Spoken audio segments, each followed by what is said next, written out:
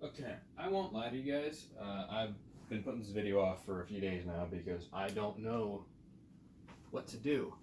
Um, I mean, here it is, but I've had this whole sort of crisis going on in my head of what to do, how to handle this whole thing, because everyone and their grandmother has a video out for this, but it's all the same. For the most part, it's all the same.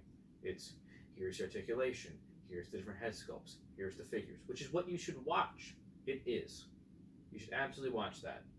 But I want to do something different. I don't want to just do what everyone else does. So I'm going to try something different and we'll see how it works. Who knows?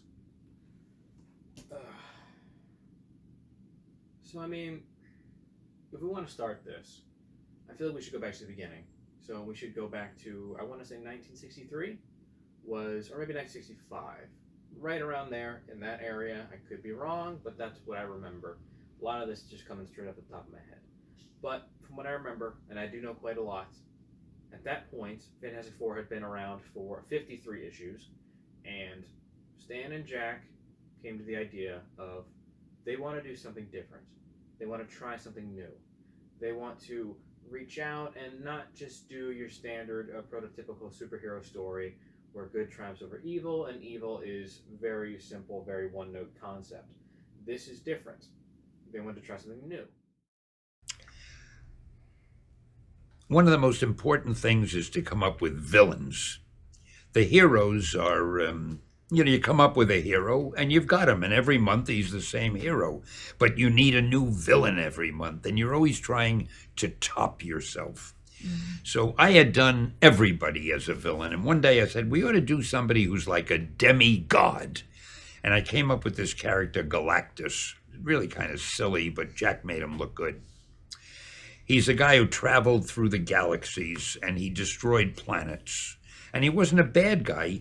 He only destroyed planets because they provided him with his nourishment. He would drain all the energy out of a planet to keep himself alive. He was huge, and he had this huge spaceship, and he didn't want to harm anybody, but he had to live. So it's like us catching fish. If we're starving, we catch a fish, we eat it. We don't want to hurt the fish, but we need to live. So I had this character, Galactus, and Jack drew the story. But in the story, he drew a fellow on a flying surfboard, flying from planet to planet. I said, who the hell is that? And he said, well, I figured anybody as big and powerful as Galactus ought to have a herald who flies. Now, I love that story. Genuinely, I love those 3 issues of the Galactus saga. I think it's some of the best stuff Marvel has put out, period. I think it's some of the best stuff that has ever been put out in comics, period. It is a perfect distillation of everything I enjoy about comic books. Now, when I won't lie to you, it has aged somewhat, but that's just the nature of things. Everything will age. This video will age. Everything will age at some point. But when you go back and you read that story, it's fascinating because it really is very modern for what it is. Like the way they talk, the way they react, how everyone is. It feels very contemporary for a story that is over 50 years old now. But just that's just my personal thoughts. But the importance of the story is that they needed to fight God, and Galactus was a perfect concept to choose from. It was a god, a deity, a demigod, something along those lines that was so powerful and so unbeatable and such a unique threat that nothing they did mattered. The Thing could not hit a punch on him. Reed could not outsmart him. Johnny couldn't burn him. There was nothing that they could do.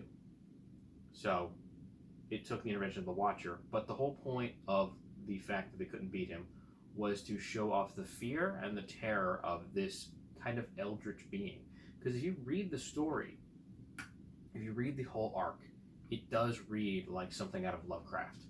The Galactus says things like, "I need to eat you," I don't care about you. Like, I'm going to devour you.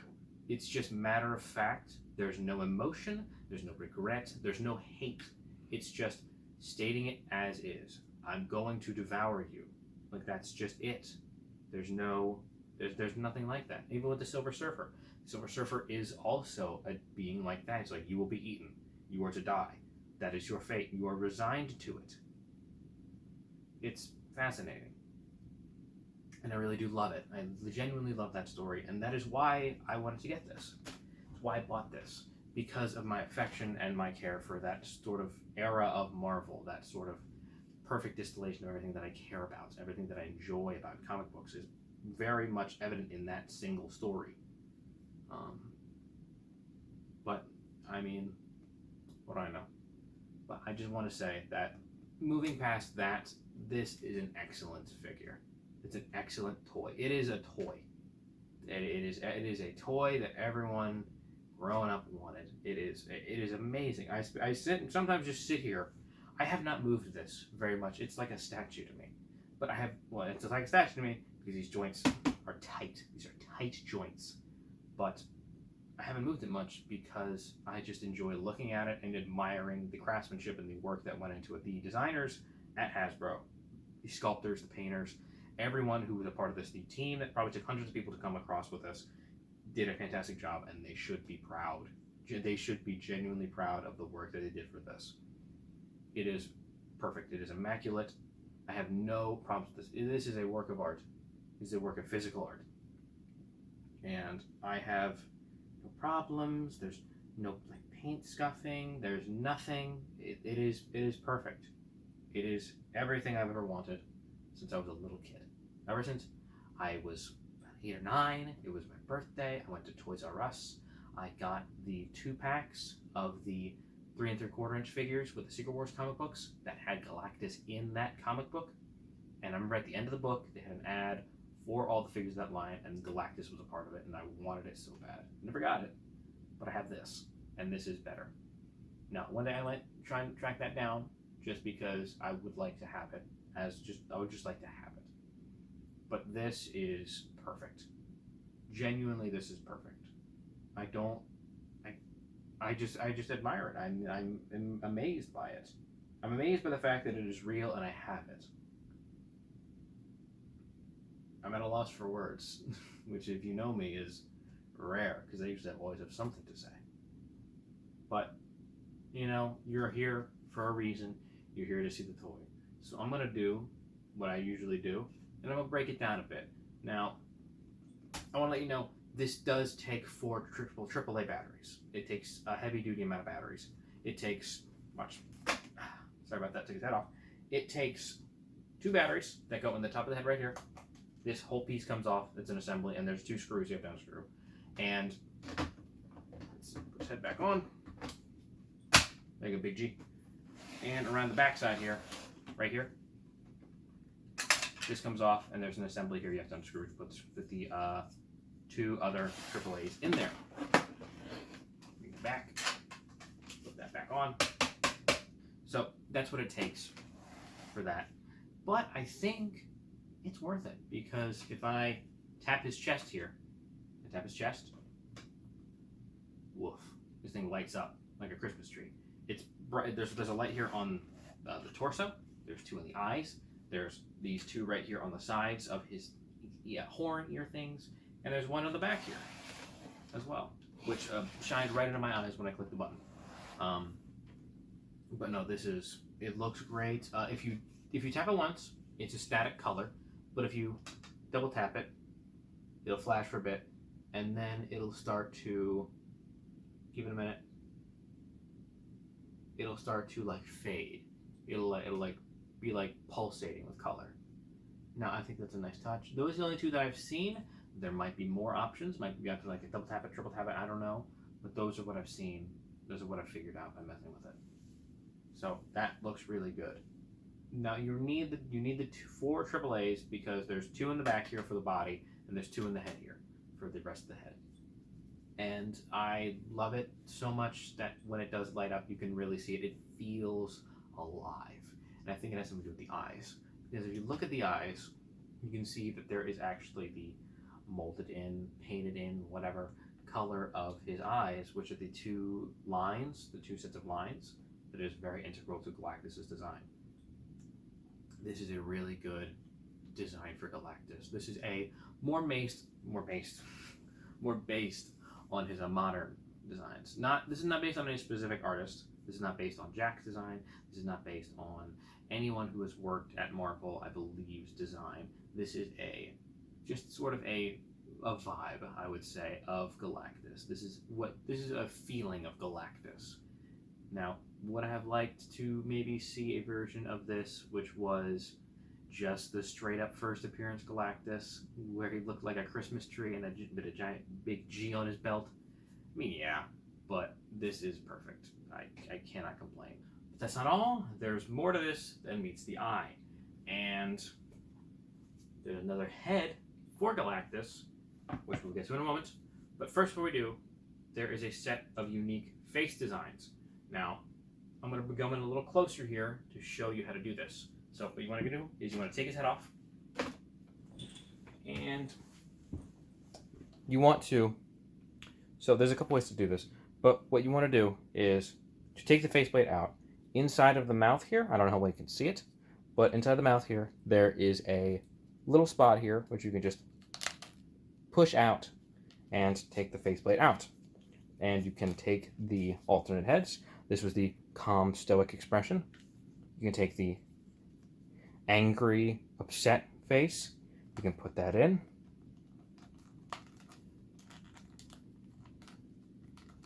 And you have an angry version of Galactus. Now you can also take that out.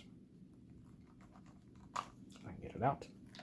And you can take this kind of zombie, like, skull version of Galactus, which I personally have had issue getting inside of the head on mine. That might just be a personal issue. But I have had issues getting this specific head sculpt in there. There we go. That is horrifying. I really like it, though.